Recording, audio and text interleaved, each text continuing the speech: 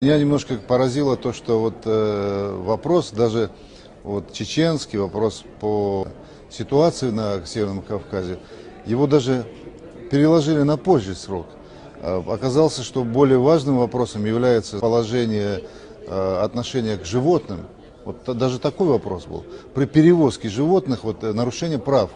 Поэтому нам надо прежде всего, конечно, у себя в стране, в собственном народе, в собственном государстве, чтобы из нас никто не учил, как действовать, как жить. Да, для нас очень близки идеи, ценности европейские, да, мы против войны, но никто за нас ничего не сделает. Я доложил, выступая здесь на сессии, о положении беженцев из Северной Осетии, Ингушетии, о положении беженцев из Чеченской Республики.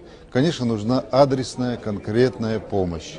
Конкретная помощь. Не слова, а конкретная помощь. Мы встречались накануне с деловыми кругами в Германии. Такую помощь мы готовим. Такая помощь, она будет.